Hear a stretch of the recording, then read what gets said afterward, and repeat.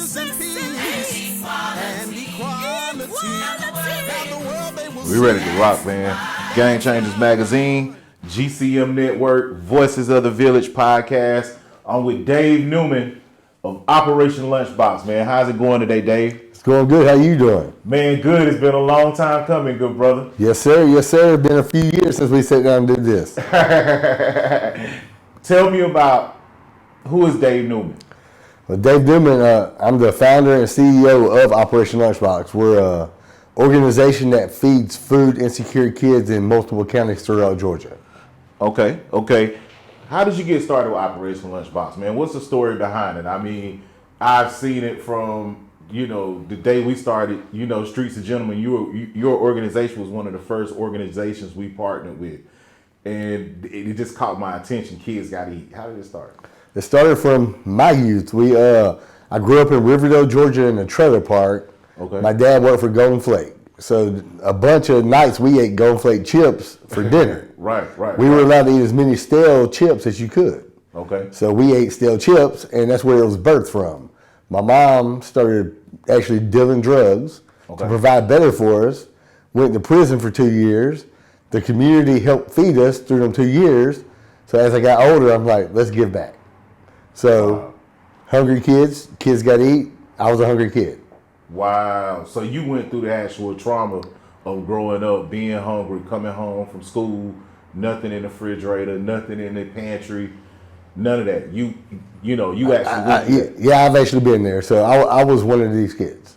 What did you have, like brothers and sisters as well? Like I have a younger brother and a younger cousin that my mom raised that lived with us. Okay. And now when it came down to Operation Lunchbox, you guys started, I know it started from your own personal journey, but when did the light bulb go off and say, hey man, off your personal testimony, what you went through versus what you're seeing presently now in the homes of the kids that you serve? Where did the light bulb go off and say, hey man, we got to put the pedal to the floor? Okay, January 22nd, 2016. Okay. 2015. We actually started a nonprofit. We had a family friend that died in the tornado in Barnesville. Okay. We were down there cleaning their property up, and I'm like, let's do some devastation relief. Okay. So we started devastation relief. Right. Well, I was sitting in a principal's office on January 22nd, and a little kid was over there, and I was telling the principal about this devastation relief. Right. And that little girl, it was kind of like a God-type moment. She was like, mister, kids that don't eat devastation also.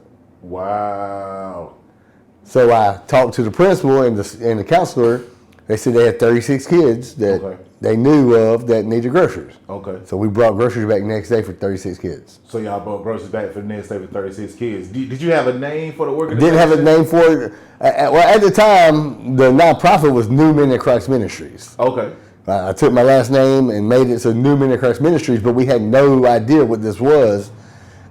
About 6 months into it, we said Operation Lunchbox. Right. So that was kind of the title for it. That wasn't even our name. Right. And a year later, we changed the name to Operation Lunchbox. Okay. And when did it come? Well, how did Newman Ministries begin? Like, was that the start of Newman Ministries, that particular incident, or the tornado started Newman and Christ Ministries. Okay. So you were in the church, heavily. Were you in the church heavily, or you just? I wasn't in church heavily. I just figured since we were a ministry, we went with that name because ministry, giving back, whatever. We used that. It wasn't church per se. It was just that we wanted to do something that God told us to do. Okay. Now you moved down to Henry County because you came from Clayton County, correct? I'm from Riverdale. We moved here in 2003. Man, poverty in Riverdale. Tell us about the poverty situation in Riverdale, man. It just what it looks like. I grew up in the trailer park. We had holes in our walls, holes in our floors. We had duct tape holding the wall together so you wouldn't get cold with the wind blowing through. Okay. So poverty was bad then. Okay. Poverty is even worse now. Wow. Because we still feed Clayton County. Okay. So the poverty numbers are skyrocketing, especially since COVID. Okay. Now, most people take South Atlanta is like the suburb area of Atlanta, where, not too much crime is happening, not too much poverty is happening, a lot of stereotypes, what do you see? It's hidden. Okay. Hunger is hidden. Kids don't want to tell people they're hungry because they're going to get picked on and bullied. Okay. We go into families' houses that they have a nice house. Wow. It's a shell. There's no groceries, there's no furniture, there's nothing. The parents put them there so that they could be in a better school system. Okay. So it's perceived that they're in a better school system, so they're going to make their way out. Right. But in turn, it puts them in further debt because the mortgage and rent on this place is so high, they never get out of that cycle. So it's hidden. We call it masking the hunger. So we actually just had a gala for that, unmask the hunger. Tell us about the gala, man, and some of the things you guys did, Okay, just last month we had a gala called Unmask the Hunger Gala. Okay. Trying to show people that we have a hunger problem in our community because it is covered up. It's hidden. Okay. Because a lot of people don't believe it's a hunger problem in Henry County, quote unquote, or Clayton County. They say, hey man, people living in 5-bedroom houses, 2-car garages, but constantly we see food giveaways, turkey drives.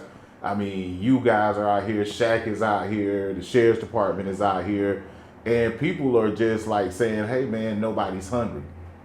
I mean, what do you say to that? Like I said, once again, it's hidden because we hear stories from these people. We don't have groceries. Okay.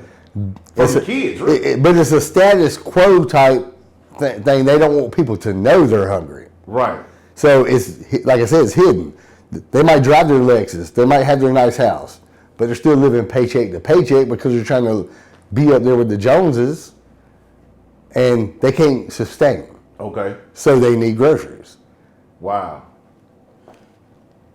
And another thing, think about this, cancer. You can see a kid that has cancer. Okay.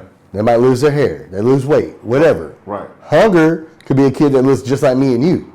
Wow. I was overweight as a kid even though I didn't eat. Wow. So it's hidden. You don't know. Unless you know that this kid don't have nice clothes, you see holes in his clothes, he's dirty, whatever else, you really don't know this kid's poor unless they tell you. Okay. Now, in carving out this message, what kind of help did you receive from the community? Because, I mean, for you to be an advocate in a community, they call this the Bible Belt community, Did you receive, help from the community? Did you get pushback on Operation Lunchbox? What did it look like when you were birthing this birth child? Well, I'm going to tell you, first 3 years, I didn't even know how to get help from the community. Okay. We paid for it out of our own credit cards. Wow. So we started everything with our own money because we didn't know how to run a nonprofit, go get donations. But after that, the community's actually been pretty welcoming up until COVID. Okay. Now that the economy is different, people are scared to give because they don't know what's going to happen with their own money. Wow. But overall, the community is great. We have 50 to 70 volunteers a week.